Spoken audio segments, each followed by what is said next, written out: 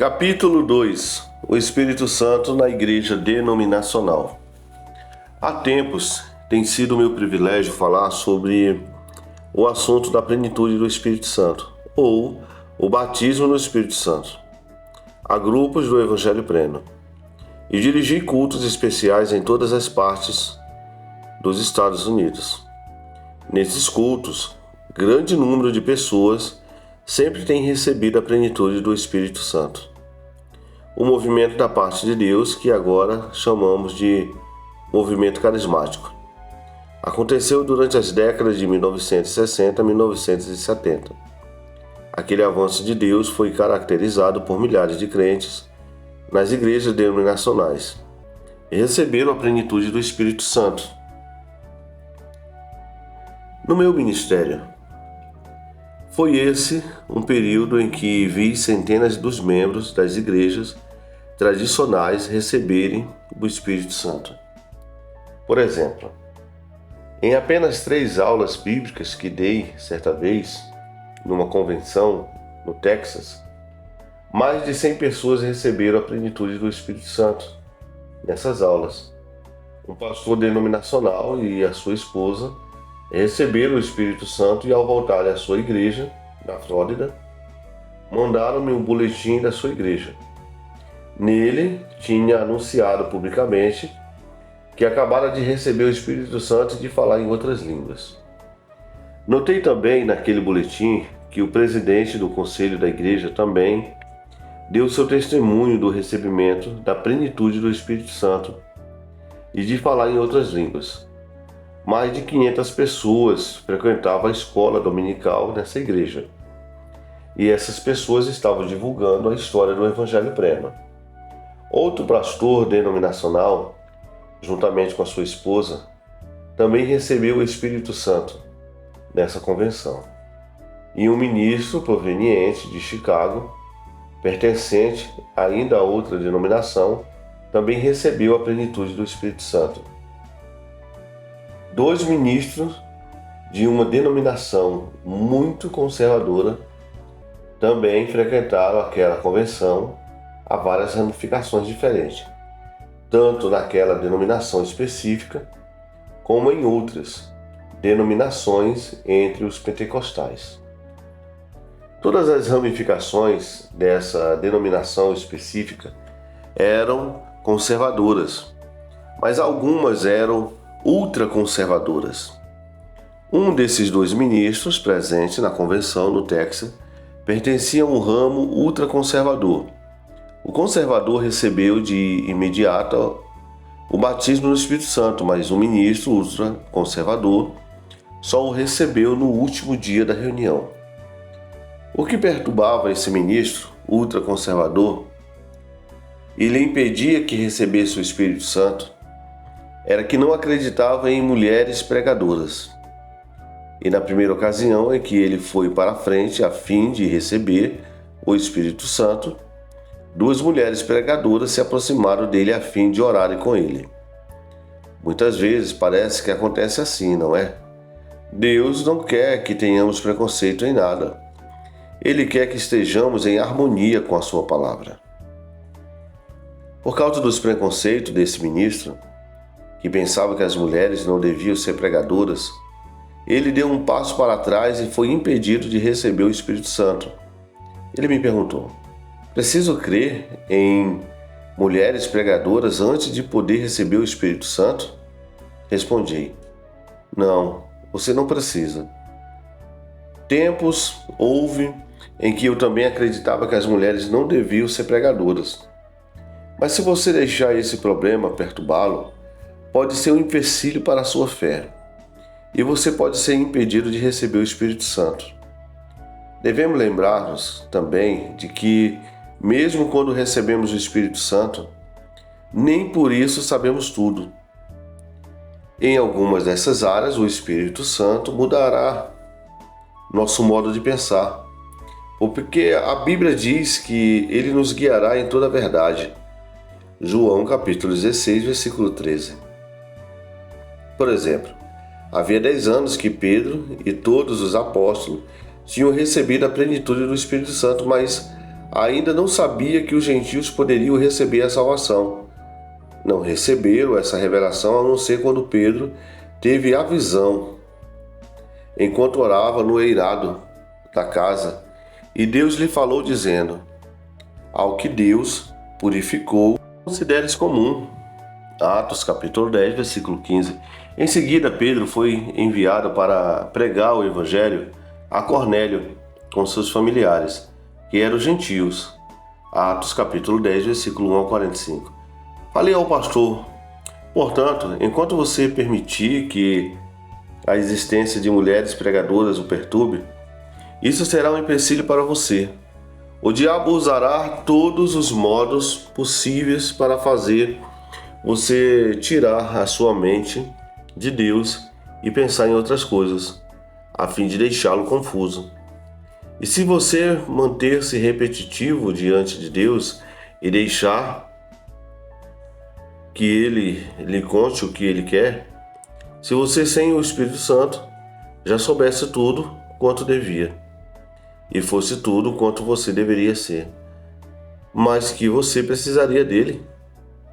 Esse pastor finalmente recebeu o batismo no Espírito Santo. E disso, dito e feito, quando ele recebeu a plenitude do Espírito Santo, foi uma mulher pregadora quem orou com ele. Depois de receber a plenitude do Espírito Santo, falou: agora creio em mulheres pregadoras. Não lhe custou muito tempo para mudar de ideia. Realmente, quando recebemos a plenitude do Espírito Santo, vemos que muitas coisas que considerávamos tão importantes não tinham mesmo tanta importância. E muitos dos nossos preconceitos e ideias preconcebidas caíram diante da verdade da palavra de Deus, à medida que recebemos a renovação da nossa mente.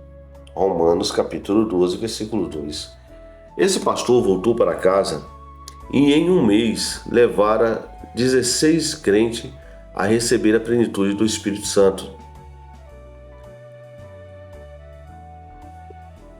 Nos dias do movimento carismático, víamos os crentes tradicionais receber a plenitude do Espírito Santo. Aquele número continua se multiplicando ainda hoje. Por exemplo, no caso desse único homem específico, poucos dias depois dele ter recebido a plenitude do Espírito Santo, foi multiplicado por 16. Regozijo-me naquilo que Deus está fazendo nesses dias. Finalmente, como jovem pregador, não acreditava que viveria até ver uma demonstração de poderes sobrenaturais tão grande como aquela que veio durante o movimento carismático nas décadas de 1960 a 1970. Se alguém me tivesse contado alguns anos atrás a respeito daquilo que está acontecendo agora, tal coisa teria estado além da minha compreensão.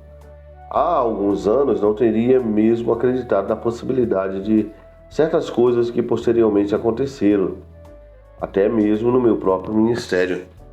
Por exemplo, certo pastor da denominação a qual eu pertencera recebeu a plenitude do Espírito Santo. Era um pastor de uma igreja que só na escola dominical tinha 2.000 membros arrolados. O diácono desse pastor também recebera a plenitude do Espírito. O referido diácono foi na realidade o primeiro deles a receber a plenitude do Espírito Santo. Depois, o diácono falava sempre com o pastor a respeito disso e finalmente persuadiu a frequentar uma reunião do Evangelho Pleno. O pastor viu aquilo que a Bíblia decifrava a respeito da plenitude do Espírito Santo e também a recebeu e falou em outras línguas. O irmão do referido diácono era membro de uma igreja pentecostal há quase 20 anos, mas nunca recebera o Espírito Santo. O pastor e o diácono convidaram o irmão do diácono à reunião, para ele também receber a plenitude do Espírito Santo. A situação costumava ser de os pentecostais usualmente levar os tradicionais a receber a plenitude do Espírito Santo, e vice-versa. Certa vez dirigi um reavivamento numa igreja tradicional no Texas, quando então 95% da igreja recebeu a plenitude do Espírito Santo. e falou em outras línguas. Foi um culto glorioso, repleto de testemunhos emocionantes. E havia aquele fervor caloroso que era típico dos cultos pentecostais de muitos anos atrás. Foi uma maravilha e um refrigério fazer parte daquilo que Deus fazia durante o movimento carismático. E estou feliz por fazer parte daquilo que Ele está fazendo hoje. Diferenças denominacionais não importam. Devemos compartilhar essa experiência maravilhosa da plenitude do Espírito Santo com todos aqueles que anseiam por Deus. Se, por exemplo, alguém caísse de um barco e se estivesse com um salva-vida, eu não lhe perguntaria o nome da sua denominação antes de lhe jogar o salva-vidas. E nem no caso de ele não pertencer à minha igreja, não lhe recusaria o salva-vidas. Se as pessoas se afogam, precisam de ajuda. Se estão perdidas, precisam de salvação. Se os cristãos anseiam por andar em mais profunda comunhão com Deus, não precisa se afiliar a uma determinada igreja antes de poderem receber a plenitude do Espírito Santo. O Espírito Santo é um dom. Devemos simplesmente levar aqueles que anseiam por Deus a receberem a plenitude do Espírito. E estamos fazendo isso, graças a Deus. Lógico que sempre devemos encorajar os crentes que não são membros de uma comunidade local a se afiliarem a uma igreja e se formarem membros fiéis, de modo que possam crescer na sua caminhada cristã. Afiliar-se a uma igreja, no entanto, não é condição prévia para o recebimento do Espírito Santo. Em apenas 4 cultos, no capítulo local de um grupo de Evangelho Pleno, já vi 140 pessoas receber a plenitude do Espírito Santo. Este é um verdadeiro reavivamento em si mesmo, não é? Algumas pessoas ainda alegam que Deus não está atuando. Graças a Deus Ele está agindo. O que conta não é o que pensamos que a Bíblia diz, ou o que alguém lhe contou que a Bíblia diz. O que conta não é o que pensamos que a Bíblia diz, ou o que alguém lhe contou que a Bíblia diz. O que conta é aquilo que você mesmo sabe a respeito da palavra de Deus. E Deus confirmará a sua palavra com os sinais que se seguirão. O Espírito Santo, uma promessa de Deus para você.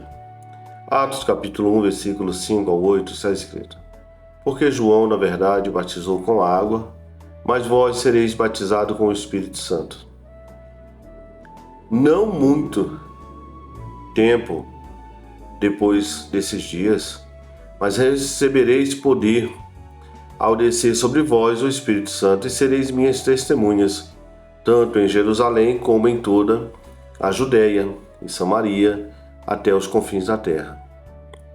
Atos capítulo 2, versículo 32 a 33 está escrito: A este Jesus, Deus, ressuscitou, do que todos nós somos testemunhas. Exaltado, pois, à destra de Deus, tendo recebido do Pai a promessa do Espírito Santo, derramou isto que verdes e ouvides. Note que em Atos capítulo 1, versículo 5 ao 8, Jesus estava falando da promessa do Espírito Santo para a igreja. O corpo de Cristo disse: Vós sereis batizados com o Espírito Santo. Atos capítulo 1, versículo 5. E em Atos capítulo 2 vemos o cumprimento daquela promessa. Jesus derramou isto que vedes e ouves. Ainda em Atos capítulo 2, versículo 38 a 39, Pedro contou aos ouvintes que a promessa do Espírito Santo era dada a todos que crescem. Está escrito: E respondeu-lhe Pedro: Arrependei-vos, e cada um de vós seja batizado em nome de Jesus Cristo, para a remissão dos vossos pecados, e recebereis o dom do Espírito Santo. Pois para vós outra é a promessa, para vossos filhos, e para todos os que ainda estão longe, isto é, para quantos o Senhor nosso Deus chamar. Em outras palavras, os que nascerem de novo. O Espírito Santo é uma pessoa. Em João capítulo 14, versículo 16, Jesus se refere ao Espírito Santo como uma pessoa. Rogarei ao Pai, e Ele, Pai, vos dará outro Consolador, a fim de que o Consolador esteja para sempre convosco. O Espírito Santo é uma pessoa. Em outras palavras, quando recebemos o Espírito Santo, recebemos a Ele, a terceira pessoa da Deidade, e não um objeto. Jesus disse que Ele permanecera para sempre conosco. Ele permaneceria. Algumas pessoas que colocam assim a situação. Recebi o batismo, não foi? Porém, o batismo que realmente receberam foi o Espírito Santo que receberam. Às vezes as pessoas dizem, tenho a plenitude do batismo, mas não são cheias do batismo, nem sequer estão cheias do batismo no Espírito Santo. Essa não é uma declaração bíblica, pelo contrário, estão cheias do próprio Espírito Santo da terceira pessoa da Deidade. Receber o Espírito Santo é mais do que uma mera experiência. Quando recebemos o Espírito Santo, uma personalidade divina, ele vem morar em nós, habitar em nós e fazer em nós o seu lar. Receber o Espírito Santo é apenas o início. Além disso, não devemos preocupar-nos tanto com a experiência inicial, exterior, ao ponto de deixarmos despercebida a realidade da presença do Espírito Santo que em nós habita. Se recebemos a plenitude do Espírito Santo, devemos ter consciência da sua presença que em nós habita, todos os momentos de nossas vidas.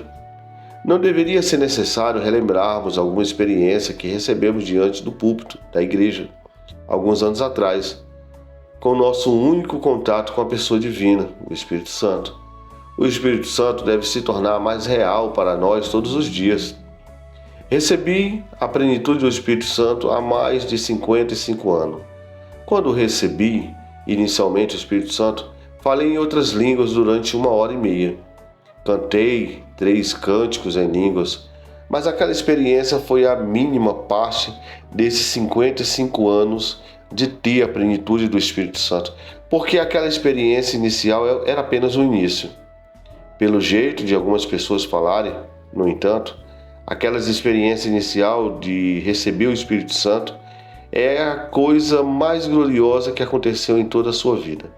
É lógico que isso pode ser verdade em certo sentido por se tratar do início, mas algumas pessoas não experienciaram mais nada a partir de então. Se porém o Espírito Santo estiver habitando em você, você poderá ter experiências bíblicas com Deus, na sua palavra todos os dias. Não se trata de você ter uma só experiência e tudo acabar nisso. Não. Quando você recebe o Espírito Santo, uma personalidade divina, o Espírito Santo, vem habitar dentro de você. Você poderá experienciar a presença dele habitando em você todos os dias. A plenitude do Espírito Santo não é para os ímpios, é para os crentes. Referindo-se à plenitude do Espírito Santo, Jesus disse, o Espírito da verdade, que o mundo não pode receber. João capítulo 14, versículo 17. O mundo não pode receber a promessa do Espírito Santo, do Espírito da verdade. O mundo pode, no entanto, receber a vida eterna. A Bíblia diz, porque Deus amou ao mundo de tal maneira que deu o seu Filho unigênito, para que todo o que nele crê não pereça, mas que tenha a vida eterna. João capítulo 3, versículo 16. Jesus Cristo é o dom de Deus ao mundo. O mundo não pode receber Cristo como Salvador. O ímpio pode receber de novo. Mas a pessoa precisa nascer de novo, antes de poder receber o batismo no Espírito Santo. Ensinos exagerados na igreja. Alguns ensinos exagerados na igreja hoje. Quando me refiro à igreja, não aludo a nenhum grupo ou denominação de modo específico. Estou falando do mundo eclesiástico, como um todo. Comecei o meu ministério como pregador denominacional e sei o que aquela denominação específica me ensina. E já faz muitos anos que estou entre os crentes do Evangelho Pleno. e também sei o que ensino. Descobri que temos ensinos exagerados que não são bíblicos, até mesmo entre os pentecostais. Recebemos a plenitude do Espírito Santo no novo nascimento. A igreja denominacional a qual eu pertencia ensinava que quem nasceu de novo já tem o Espírito Santo e já tem tudo do Espírito Santo quando é possível receber. Nessa declaração tem razão em parte, mas estão mais errados do que certo. Tem razão em dizer que se nascermos de novo, realmente temos o Espírito Santo, porque há uma obra do Espírito Santo no novo nascimento. João capítulo 3, versículos 5 ao 8 e Romanos 8, 16. É o Espírito Santo que outorga a vida eterna ao espírito irregenerado do pecador. Tito capítulo 3, versículos 5 ao 7. É o Espírito Santo quem cria de novo o espírito do pecador e faz dele uma nova criatura em Cristo Jesus. 2 Coríntios capítulo 5, versículo 17. E é o Espírito Santo quem testifica com o espírito daquele que nasceu de novo e lhe diz que é filho de Deus. Romanos capítulo 8, versículo 16. Mas isso não é a mesma coisa que a plenitude do Espírito Santo. Atos capítulo 1, versículo 8, ou do revestimento do poder do alto. Embora o Espírito Santo esteja presente na vida do crente nascido de novo, Jesus ilustrou para nós, de uma maneira muito bela, a obra do Espírito Santo na salvação no Evangelho segundo João. No capítulo 4, Jesus estava falando com a mulher samaritana, à beira do poço, a respeito da salvação. A salvação, a fonte de água. João capítulo 4, versículo 13 ao 14, está escrito: quem beber dessa água tornará a ter sede. Aquele, porém, que beber da água que eu lhe der, nunca mais terá sede, mas para sempre. Pelo contrário, a água que eu lhe der será nele uma fonte a jorrar para a vida eterna. O batismo no Espírito Santo. Rios de águas vivas.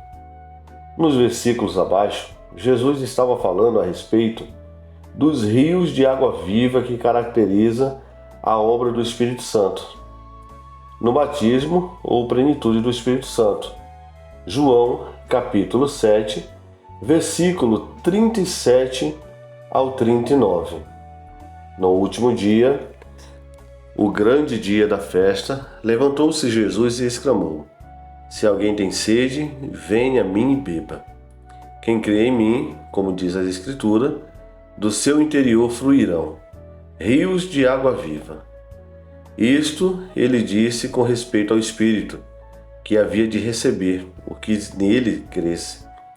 Pois o Espírito até esse momento não fora dado, porque Jesus não havia sido ainda glorificado. A água tipifica o Espírito Santo, tanto em João capítulo 4, versículo 13 a 14, quanto em João capítulo 7, versículo 37 a 39. Note, no entanto, que são mencionadas suas duas experiências diferentes, a salvação e a plenitude do Espírito Santo. Primeiro, a mulher samaritana, Jesus disse: a água que eu lhe der será nele uma fonte a jorrar para a vida eterna.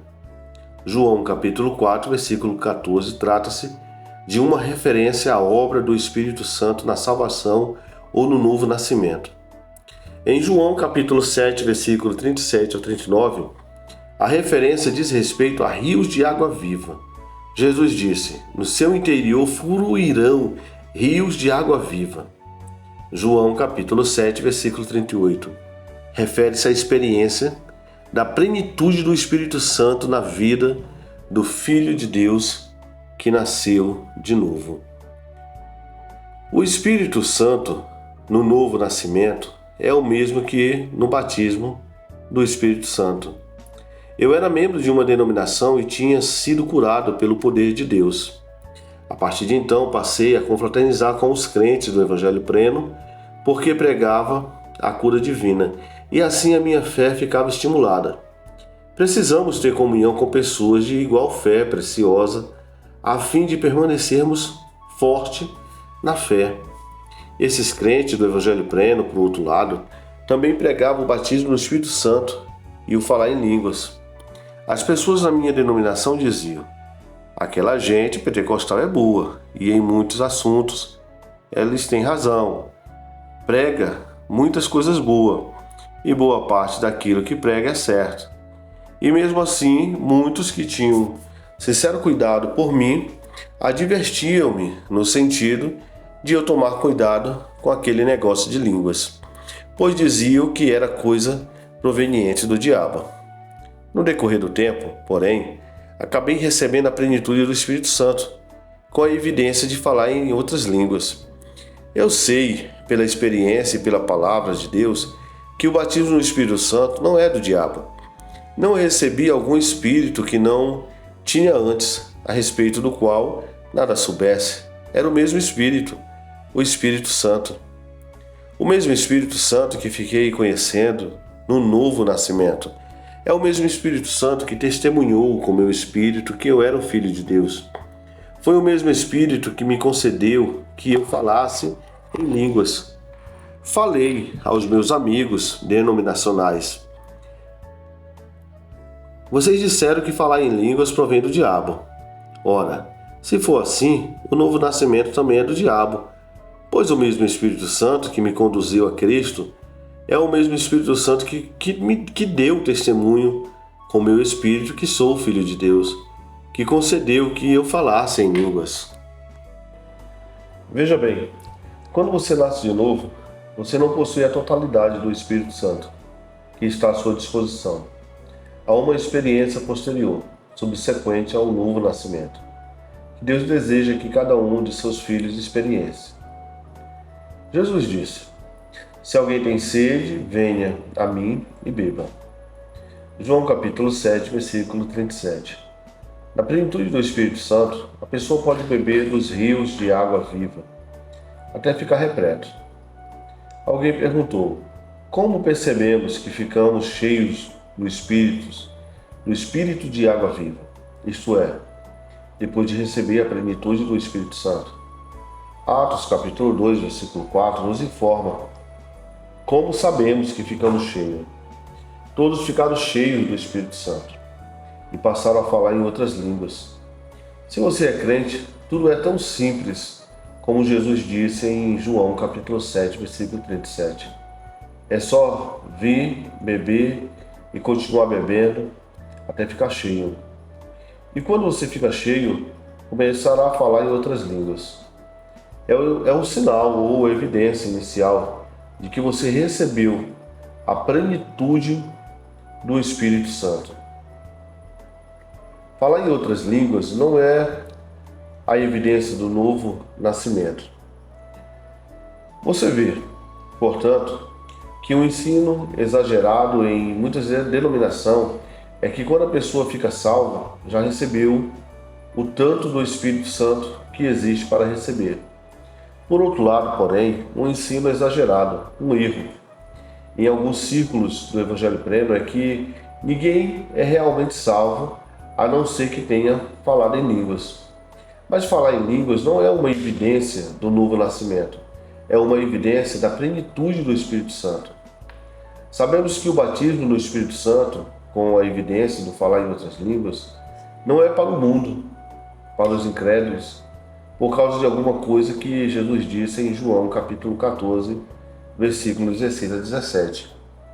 E eu rogarei ao Pai, e Ele vos dará outro Consolador, a fim de que esteja para sempre convosco.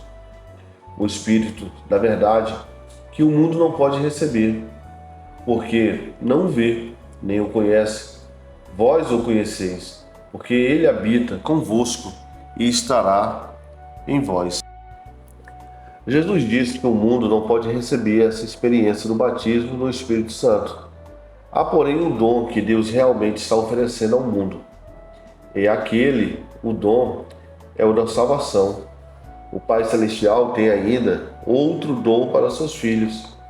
Esse é o dom do Espírito Santo. Em Lucas capítulo 11, versículo 13 está escrito: Ora, se vós que sois mau, sabeis dar boas dádivas aos vossos filhos, quanto mais o Pai Celestial dará o Espírito Santo àqueles que lhes pedirem. Deus não é o Pai de todos, Ele é o Pai daqueles que nasceram de novo e foram criados de novo, na sua imagem e semelhança. 2 Coríntios capítulo 5, versículo 17. Ouvimos falar muita coisa a respeito da paternidade de Deus e da fraternidade entre os homens.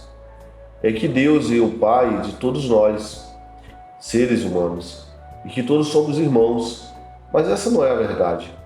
Em João capítulo 8, versículo 44, Jesus disse aos fariseus, membros da seita mais rigorosa da religião judaica: Vós sois do diabo, que é o vosso pai. Você percebe, portanto, que Deus é somente o Pai daqueles que nasceram de novo. E aqueles que nasceram de novo, Deus Pai dá o dom do Espírito Santo. O vinho novo tipifica o Espírito Santo. Marcos capítulo 2, versículo 21 a 22 está escrito: Ninguém costura remendo de pano novo em veste velha, porque o remendo novo tira parte da veste velha, e fica maior a rotura. Ninguém põe vinho novo em odres velhos. Do contrário, o vinho romperá as odres, e tanto se perde o vinho como os odres. Mas põe-se vinho novo em odres novos. Jesus disse que ninguém põe vinho novo em garrafas velhas. Naqueles tempos, usava-se couros de animais para servir de garrafas, para guardar o vinho. E podia usar essas garrafas de couro uma só vez, porque se fossem estocadas durante mais de um ano, os odres de couro ficariam secos e com rachaduras. Se então o vinho novo fosse colocado dentro deles, esses odres estourariam. Nas Escrituras, o vinho tipifica o Espírito Santo, e Deus não poderia dar o Espírito Santo na sua plenitude a alguém que não fosse uma nova criatura. Graças a Deus, porque o homem pode ser transformado em nova criatura por meio de Jesus Cristo. Jesus disse que se puséssemos o vinho novo em odres velhas, os odres se romperão.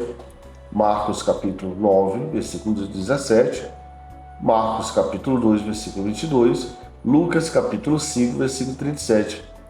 E se ele colocasse o Espírito Santo em pessoas que não tivessem nascido de novo, elas se estourariam, não conseguiriam contê-lo. A pessoa precisa vir a ser nova criatura, antes de ser possível enchê-la do vinho novo, do Espírito Santo. Samaritanos nascidos de novo receberam a plenitude do Espírito Santo.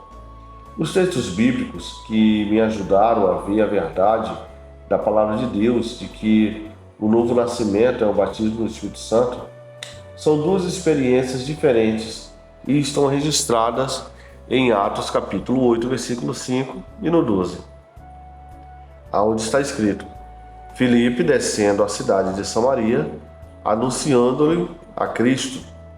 Quando, porém, deram crédito a Filipe, que os evangelizava a respeito do reino de Deus e do nome de Jesus Cristo, iam sendo batizados, assim como homens como mulheres. Esses samaritanos eram salvos. Eram salvos de conformidade com Jesus, sim. Ele disse: Ide por todo o mundo e pregai o evangelho a toda criatura.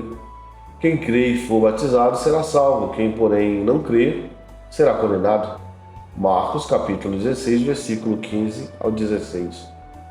Note, Atos capítulo 8, versículo 14. Ouvindo os apóstolos que estavam em Jerusalém, que Samaria recebera a palavra de Deus, enviaram-lhe Pedro e João. Na primeira epístola de Pedro, lemos ainda: foste regenerados, não de semente corruptível, mas de incorruptível, mediante a palavra de Deus, a qual vive e é permanente. 1 Pedro, capítulo 1, versículo 23.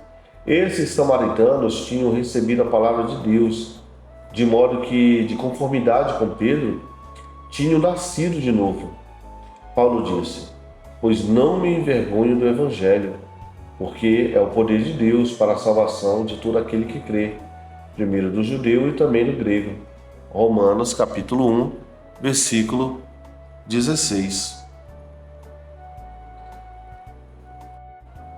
Felipe desceu até Samaria e pregou Cristo aos samaritanos. Os samaritanos creram em Cristo e foram batizados.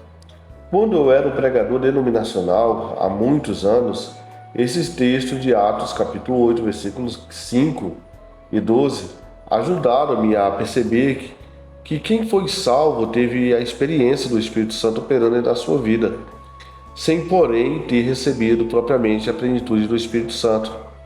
Nesses textos, pois, vemos que a igreja primitiva acreditava ser o recebimento do Espírito Santo uma experiência subsequente ou posterior à salvação.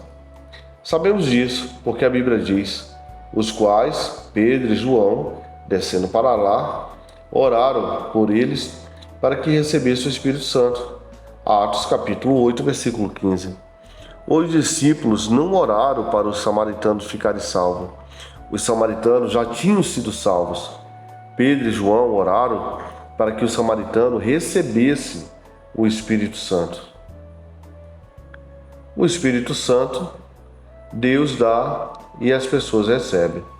Conforme expliquei no capítulo 1, também tem havido muitos mal-entendidos no corpo de Cristo no tocante à pergunta: Deus dá o Espírito Santo aos crentes? Ou os crentes meramente recebem o Espírito Santo porque Deus já o deu no dia de Pentecostes?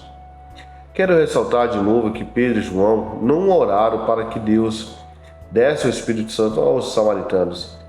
Pedro e João simplesmente oraram para que o samaritano recebesse o Espírito Santo.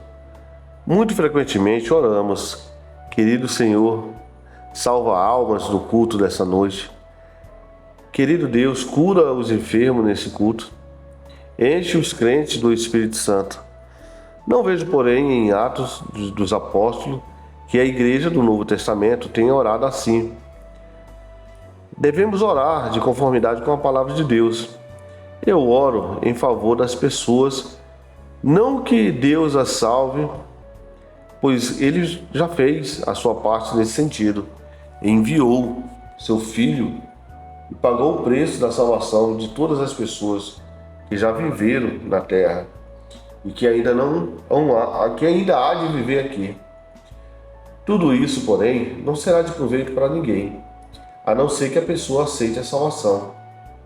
Foi por isso que Ele nos mandou contar às pessoas boas novas do Evangelho. Biblicamente, devemos orar para que as pessoas recebam aquilo que já foi comprado para elas e oferecido gratuitamente a eles. Não oro para que Deus cure as pessoas, oro para que as pessoas recebam a cura que Deus oferece livremente. Não oro para que Deus encha as pessoas do Espírito Santo, oro da mesma maneira que Pedro e João, para que os crentes recebam o dom que Deus oferece, o precioso Espírito Santo. Note em Atos capítulo 8, versículo 17. Então lhe impunham as mãos e recebiam estes o Espírito Santo. Não está escrito: então lhe impunha as mãos e Deus os encheu do Espírito Santo. O texto disse: e recebiam o Espírito Santo. O ministério da imposição das mãos. Há muitas pessoas na igreja hoje que não compreendem a doutrina da imposição das mãos, que é ensinada na palavra de Deus, em Hebreus capítulo 6, versículo 2. Creio, porém, que faremos bem em seguir o exemplo de Pedro e João. Uso a mesma prática deles, imponho as mãos das pessoas para que recebam o Espírito Santo. impomos as mãos nas pessoas para receberem o Espírito Santo pela fé, porque esse é o modo bíblico. Além disso, alguns membros do corpo de Cristo têm um ministério nesse sentido. Vimos que os apóstolos enviaram Pedro e João a Samaria, porque eles tinham um ministério nesta área. Alguns têm um ministério em áreas em que outros não têm. Deus nos unge para ministrar de acordo com a sua chamada em nossa vida. Simão, o mago, ofereceu dinheiro a Pedro e João, dizendo: concedei-me também a mim esse poder, para que aqueles sobre quem eu impuser as mãos recebam o Espírito Santo. Atos capítulo 8, versículo 19. Alguns têm pensado que Simão tentou comprar o Espírito Santo, e não foi assim. O que tentou comprar foi a capacidade de impor as mãos das pessoas para receber o Espírito Santo. Pedro respondeu a ele: o teu dinheiro será contigo para a perdição, pois julgaste adquirir por meio dele o dom de Deus. Atos capítulo 8, versículo 20. Há pelo menos 4 palavras gregas diferentes que são traduzidas por dom no Novo Testamento. A palavra grega específica, que é usada aqui em Atos capítulo 8, versículo 20, significa oferta grátis. Em outras palavras, o Espírito Santo é um dom gratuito dado aos crentes. O ministério de impor as mãos a fim de que o crente receba o Espírito Santo não pode ser comprado com dinheiro. Pedro e João eram dotados por Deus para impor as mãos sobre as pessoas que receberiam o Espírito Santo. Há muitos anos o Senhor me contou que Ele me tinha dado aquele ministério. Imediatamente comecei a impor as mãos nas pessoas e, ao fazer assim, percebi instantaneamente o que estava errado com elas, porque não estavam recebendo a bênção da parte de Deus. Esse ministério acompanha o ministério de profeta que Ele me deu. O batismo no Espírito Santo já foi aniquilado com o último apóstolo? Outro ensino extremo na igreja é de que o batismo no Espírito Santo foi aniquilado e cessou quando morreu o último apóstolo. Aqueles que acreditam assim dizem que os apóstolos receberam o Espírito Santo e, consequentemente, somente eles poderiam, por sua vez, transmitir o Espírito Santo a outros. Supostamente, portanto, segundo essa teoria, aqueles que receberam o Espírito Santo mediante a imposição das mãos dos apóstolos não poderiam transmitir o Espírito Santo a nenhuma outra pessoa.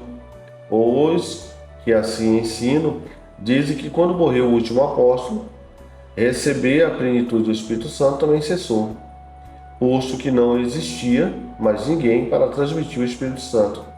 De conformidade com essa teoria, foi por isso que Filipe não procurou transmitir o Espírito Santo aos samaritanos. Ele não tinha esse poder, por não ser um dos 12 apóstolos originais.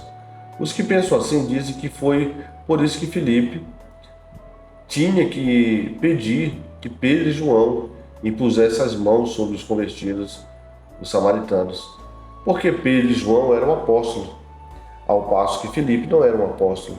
Essa teoria não pode ser aceita, pois é só acharmos um único leigo na Bíblia que impôs as mãos em outro crente que esse recebe o batismo no Espírito Santo, e saberíamos com certeza a falsidade dessa teoria.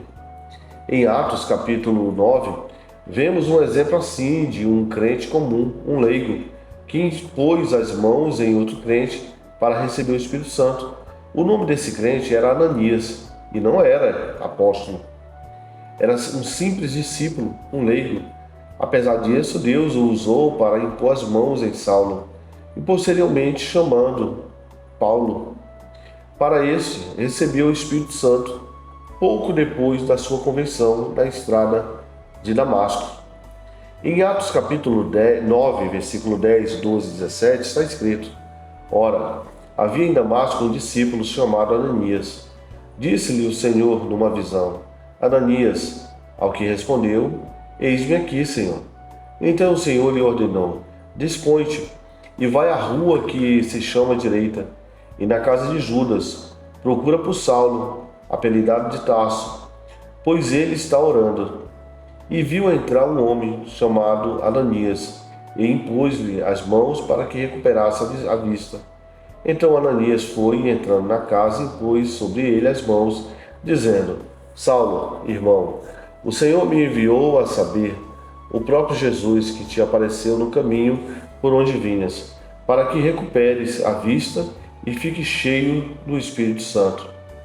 Ananias não sabia absolutamente nada a respeito da condição espiritual de Saulo, naquele momento, nem a respeito da sua conversão recente, a não ser aquilo que o Senhor lhe revelou de modo sobrenatural. O Senhor dirigiu uma palavra sobrenatural a Ananias de uma visão, e contou-lhe que Saulo estava orando, e que este recebera uma visão em que vira Ananias vindo para ministrar a ele. Em outras palavras, Ananias foi sobrenaturalmente ordenado por Deus a ministrar Saulo e a impor-lhe as mãos para receber o batismo no Espírito Santo. Conforme já estudamos, as Escrituras declaram que o dom do Espírito Santo é para todos aqueles que creem. Atos capítulo 2, versículo 39. O Espírito Santo é o dom de Deus aos crentes de hoje, tanto quanto ele era o dom de Deus aos crentes da igreja primitiva. E concluímos também que a imposição das mãos nos crentes para receber o Espírito Santo não foi abolida, e que é uma prática bíblica até os dias de hoje, em que observamos como Deus está atuando entre seu povo, independentemente das fronteiras denominacionais. Assim, entendemos mais claramente que Deus deseja que todos os seus filhos recebam a promessa do Espírito Santo.